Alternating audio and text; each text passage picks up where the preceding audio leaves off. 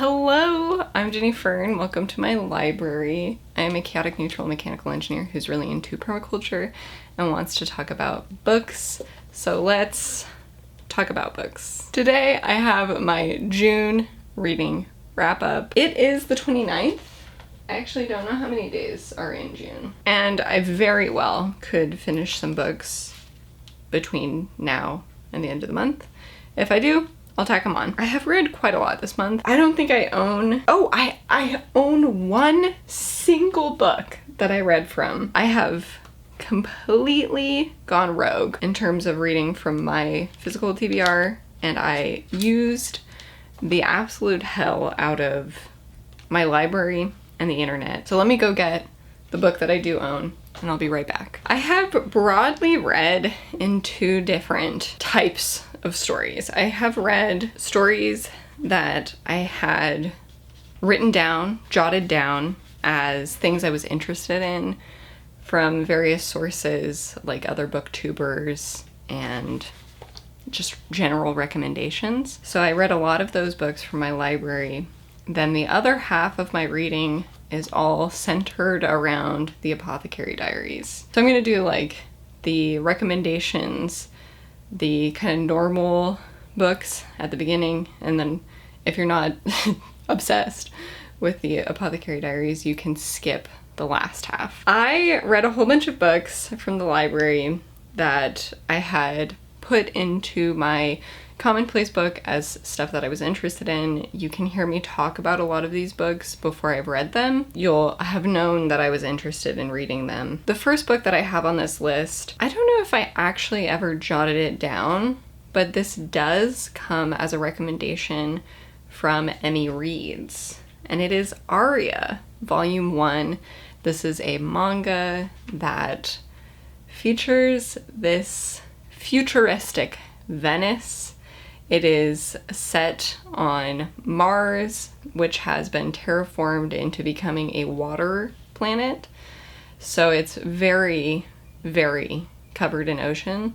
And so they have made a Neo-Venezia on this planet that they call Aqua now. And our main character is this girl who has traveled to Aqua to become an Undine, which is a gondolier. There are these women gondoliers who are very glamorous, and it's like a very sought after position.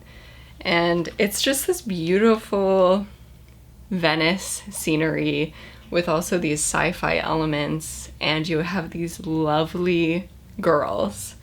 That's the vibes. It's fun, lighthearted. And there's also this weird cat guy who's the president of the company. Aria is by Kozue Amano. I actually have volume 2 now checked out from my library, so I might finish that before the month is over. The next book that I read was I Who Have Never Known Men by Jacqueline Harpman. This is quite a well-known book. It really made the rounds on BookTube, and for me, it was a little confusing because this is an older work. I think it's from the 1990s, and it is this kind of very bare bones, minimal explanation, minimal information, dystopian sci-fi, where we are following a girl who is raised in an imprisoned environment. A lot of vowels on that one, where she is basically raised in this cage without any kind of human contact with men, and she's with all of these older women who have maybe not really treated her very nicely to begin with, and they've kind of given up hope. There's no information about what's happened to them. It's all very confusing. And that's kind of where we get dropped into, and we only ever know what our character is able to find out. So there really is this limited viewpoint. You don't get answers, but I really liked it. maybe if you liked wool, or if you like kind of the idea of these like bunkers and this dystopian world, you might enjoy this one. It felt very sparse in a way that was quite artistic. So I did enjoy this one, but I don't think I would go out and buy a copy of this. I love the cover though. I think the cover is really beautiful. I also read A Gilead by Marilynne Robinson. This is following this man. He is an elderly man, he is dying, and he is writing a letter to his young son. He's basically started this family later in life. He is a pastor, and he's writing these messages to his son before he dies. And then he gets like weirdly obsessed with this guy who's visiting the town for a period of time. And we really start to follow that guy and this story of like why he's so concerned about him and like what he thinks is going on. I thought it was just kind of weird. I did enjoy when we started to learn more about that other guy and why our main character was so concerned about him, but I didn't really find our main character relatable or likable. I didn't like him. I didn't really like this book very much. So that's Gilead. I also read Forest of Noise by Mosab Abu Toha. This is a collection of poetry written by a Palestinian, and a lot of it is about that experience of living in an environment where at any given time your life is in danger, where you have lost so many loved ones, where everyone is dying all around you, but it's still your home. I really enjoyed the imagery of like these fruit trees and home life and pets and really mundane home human experiences combined with this utter destruction. There's also exploration of leaving that place and being kind of an outsider in another country as well. So overall, I thought it was very well done. It was a strange experience for me because I've never listened to poetry as an audiobook, and I do think it is better for me to read a physical copy or a digital copy of poetry rather than to hear it because it goes by so quickly. Whereas reading poetry, I will read something multiple times. So it was an interesting experience. That actually is one that I might pick up a copy of just to reread it in that physical form. I also read Elsewhere by Alexis Schaitkin, and this had such a similar vibe as I Who Have Never Known Men, and another book that I read later in the month, The Memory Police by Yoko Ogawa. So Elsewhere follows a girl who lives in this town where there are no visitors, they're closed off, they have like a vendor who comes and visits and trades with them, but otherwise they're very shut off from the rest of the world. And they have different customs. For example, one of the things that they do is they have this hairpin, and when they are going to have a relationship with a man, they prick the man as like a part of securing that relationship. And there's like other small examples of like how their society is different from like our current society. And it's really this exploration of like dystopia, of cult, of being an outsider and also being like an insider.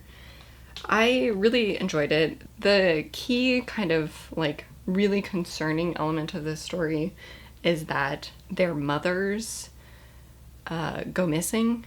Every once in a while, a woman will go missing, and then they discard all items associated with her, and they forget her.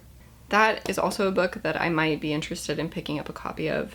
Like, how I envisioned it was very like Miyazaki. I don't know why, but it felt like the scenery and the characters could really be portrayed in like a bit of a Miyazaki way. So I think if you're interested in that idea and maybe also that vibe, then that would be a good book for you. I also ended up reading a book from NetGalley called Rewilding by Lisa Gerlitz. Rewilding is a middle grade novel that follows a girl and her brother, and they are dealing with divorce. Their parents have split up, and they're like hanging out with their dad on the weekends and their mom during the weekdays, and their mom is really struggling with depression. She is barely keeping things together. The kids have been going hungry because she doesn't make them food, and their dad is like promising things to them and not holding up his promises. So on both sides, they're not having the best support. And our main character is really worried that she's going to be taken away from her mom. And so she's concerned about this idea of keeping up appearances, like making sure that she tidies up the yard and that she cleans up the house and that people don't know how bad it is. And at the same time, she finds this baby bird, and she's trying to keep this baby bird alive. And in the course of that, she meets this woman in the neighborhood who is an advocate of rewilding yards and incorporating wild spaces into our spaces, which I'm really passionate about. My front yard is a jungle, and that's on purpose. It's all intentional. I get little critters all the time, which is so nice to see. A lot of them are reptiles and insects, but I love insects, so it's been great fun. The story definitely leans more towards the personal relationships, the familial relationships, and more of like psychology kind of stuff than it does nature and environmentalism, which I wasn't really expecting. But overall, that was an excellent book. And that is actually one that I would also be happy to own. Like I mentioned, I also read The Memory Police by Yoko Ogawa. Again, this one also has been doing the rounds on BookTube. I am really interested in Yoko Ogawa as a writer. The Housekeeper and the Professor has been on my nightstand because I'm supposed to finish reading that book soon. I started reading it and I really loved it. So anyway, I hope I love that as well. The Memory Police, I don't know what I'm supposed to get from this. I just finished reading it this morning, and it was a weird one. It was definitely a weird one. We are following this woman who lives on this island where things over time are lost. They just blip right out of the memory. They are gone, and there are some people who can still remember, but they are targeted by the memory police. So our main character, her mom was one of these people who could still remember things, and she was an artist, and eventually both of her parents are gone, and she is an adult woman, and she is still dealing with this world. I think one of the weirdest things in this book for me was there's this man that she meets who is the guy who reads through her work. He's like, I think, an editor or something. And he is also one of these people who can still remember things once they're gone. And she decides to protect him from the memory police by keeping him in like the basement of her house. I just thought it was so weird that he's kind of like abducted. Not like totally out of his control or anything, but he has this wife and kid that he leaves behind to just live in this basement. And it's so strange to me. It's really strange to me that this woman abducts this man, and then like he had a life. I just think it's really strange, that aspect of it. But overall, I thought it was Definitely thought-provoking. I think especially the end is really, really, really interesting. I love how far this book takes this concept of things disappearing from memory. That was very, very cool. And she's also an author, and so she's writing this story about this typist who loses her voice and she loses her ability to communicate. And I thought that whole story was also very, very compelling, and I really enjoyed the moments that we were able to read that part of the story. I'm not quite sure how I feel about it, and I'm also not quite sure if I would want to own this book. So now let's get into the Apothecary Diaries part of today's video. I have become obsessed, maybe a little rabid for more to do with Apothecary Diaries. Started following some folks on YouTube that talk about Imperial China, the different dynasties, especially the clothing, and then like the life of the courtesans and the lives of... There's just such really, really interesting stuff to go into on that whole side. So I have a few YouTube people that I've been watching what I've been reading. I read the light novel volume 5. I have not read light novel 4 yet. I still have it on hold at my library. It's been taking forever. I don't know. I have a feeling that the person who has it checked out right now was like trying to read it along with the anime, but the anime has been taking too long to come out. So I did read light novel 5. This is by Natsu Hyuuga. I've talked about the whole concept of the Apothecary Diaries before, but because I'm doing a whole section of it, I'm going to give a rundown again.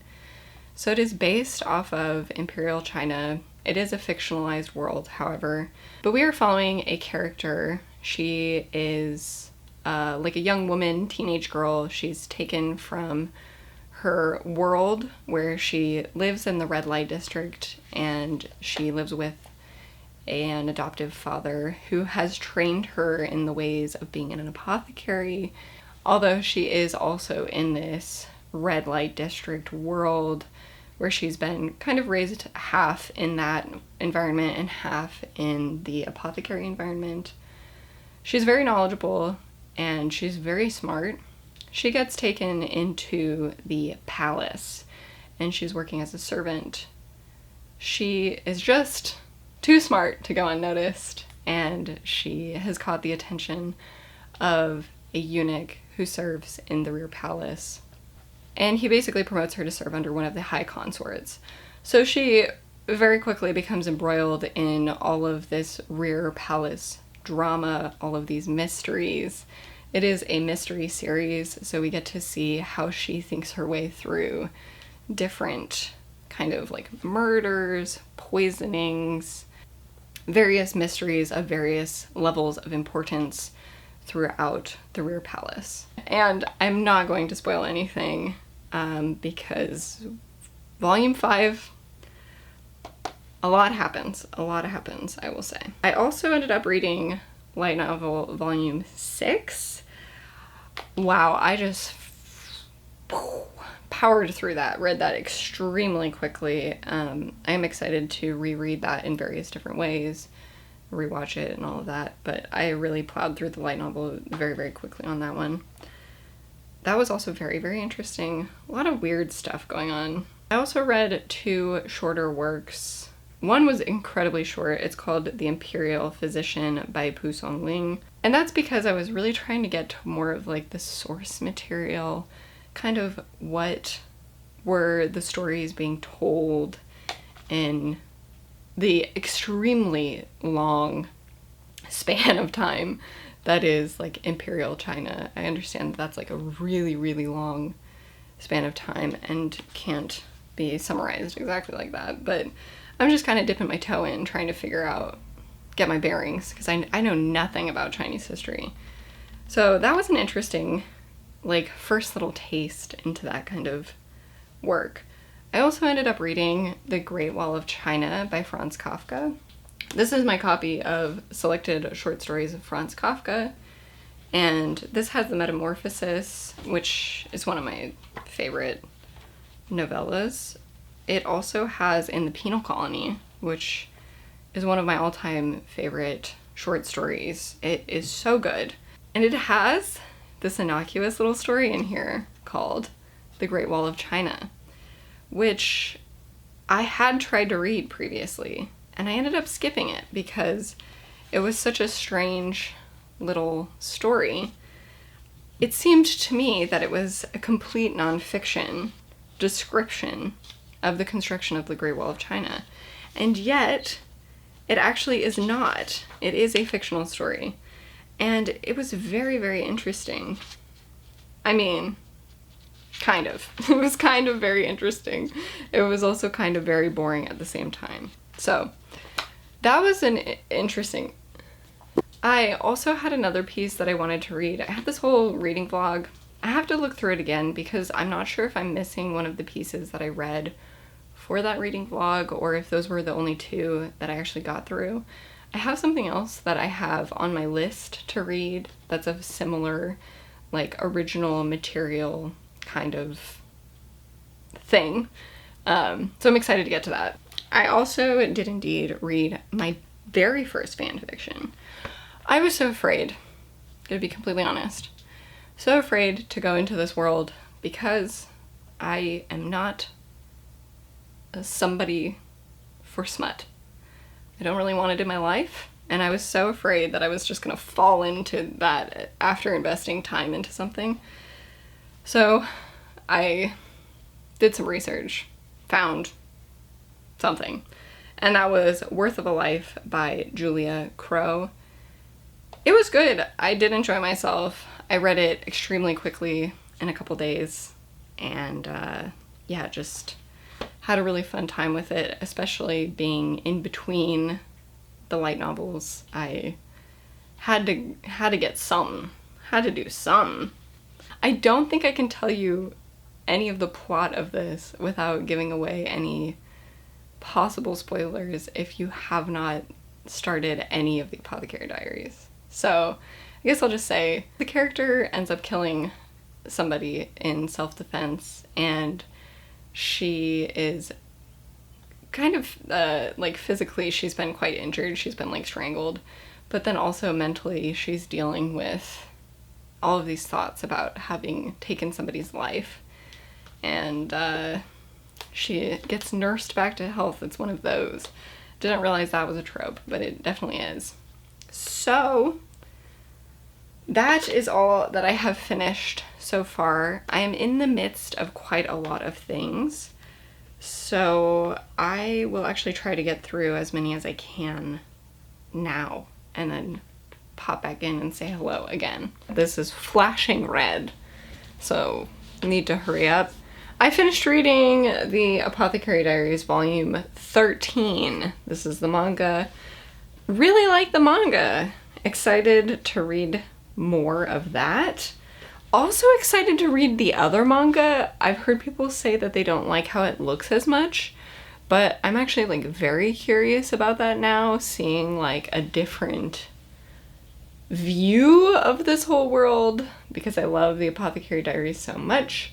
And I think that's probably all that I'm going to get to. I've also been reading some picture books, but that's going to be its own video, so I'm not even going to talk about those here. I might finish Aria, I might not. I don't care. Don't have the battery for it. I hope you enjoyed this. If you did, please consider sharing it with a friend who you think would also enjoy it. Consider liking and subscribing, and I will be back again soon!